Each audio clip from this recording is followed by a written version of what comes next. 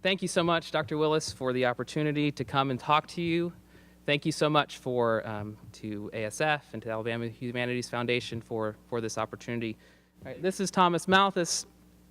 He is a cleric in the Church of England. I think that's important to know.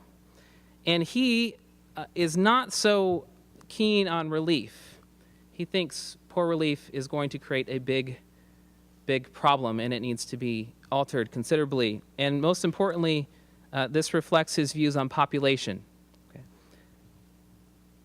So Malthus has two basic laws he thinks that are working with respect to humans. First is there's a biological need for food. You can't live without food. So you have to have the means to produce food for the mouths that you have to feed. But there's this other law, and that's the law of sexual inclination and appetite. He thinks that's going to remain the same. Some of the utopians working at the time of Malthus thought that as society improved and progressed, sexual impulse would reduce. Malthus said, no, that's crazy. Sexual impulses will continue at the same rate. And here's the problem. Sexual impulses tend to produce children, and procreation tends to increase much more quickly and at a higher rate than the rate of food production. So pretty soon, you're not going to have enough food to feed all the mouths that are needing to be fed. The increase of people will dramatically outstrip the increase of food production. And this is going to disadvantage, of course, the poor. Now, there are two checks on this population problem. The first one is called positive checks, and positive checks refer to an increase in the death rate. How do you increase death rate? Well, there's natural ways of doing this. Famine, plague, misery. There's some unnatural ways as well, war.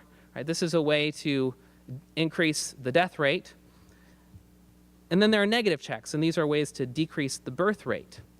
Now, there are common ways of decreasing birth rate as well, birth control being one. Malthus was not in favor of birth control, but some Malthusians later on were, John Stuart Mill being one of the key supporters of birth control. But there are other ways, abortion, and maybe less acts involving violence. We might think of just waiting until you have sufficient financial means to have children. So these are negative checks. Now, workhouses were to be so bad that people would rather work outside of the workhouses than work in the workhouses. They were to be awful places to live, but a place where you could receive some small amount of food and shelter.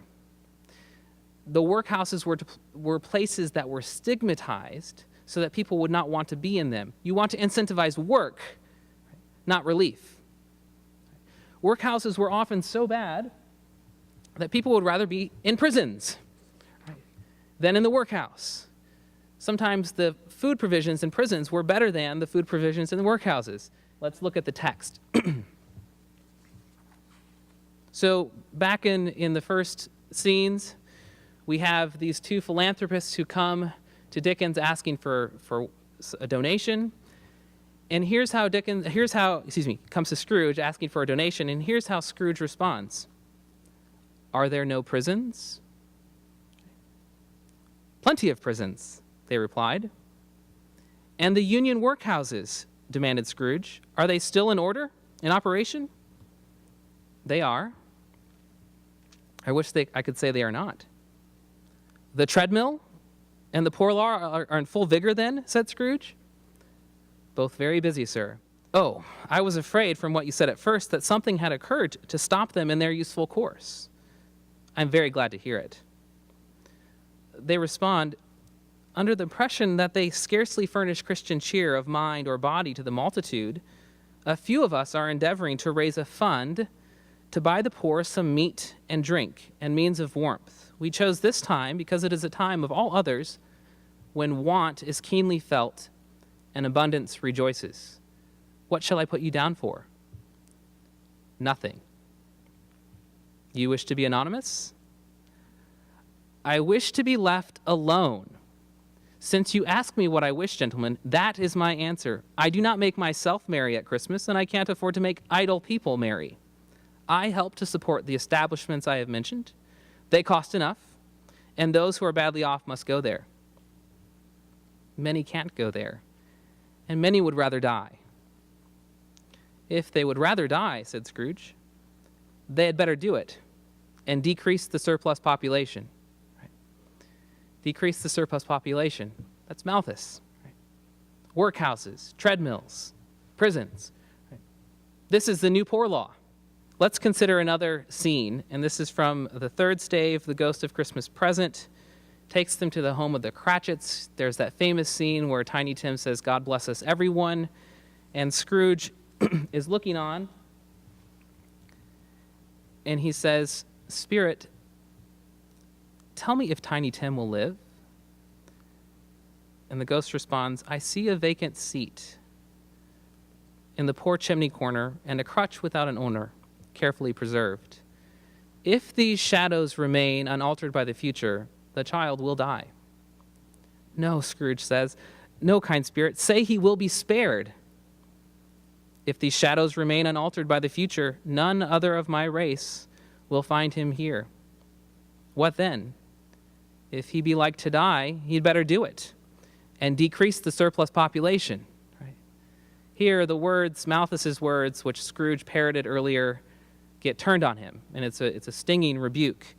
Notice what the ghost does here. He uses Malthus's words and turns them on Scrooge. And not just that, he reminds Scrooge that when you say decrease the surplus population, you assume that the poor do not have lives worth living. You assume that the wealthy have worthwhile lives and the poor are undeserving. You make a judgment. And the ghost says, who are you to make that kind of judgment? Maybe they have lives better. All right, so what we have here is an attempt to take Malthus and turn him on his head, right? To show Scrooge where his error lies. He's thought about poverty as an abstract problem, and now he's starting to see that it is a personal, right? It's a personal question. It's Tiny Tim, it's these children. It's the children of humankind. And it's our response is to provide real refuge and resource to them, not the workhouses. In this story, Dickens portrays a life of blessing in the lives of the poor, and I think in so doing challenges the reigning economic philosophies of his day. Thank you.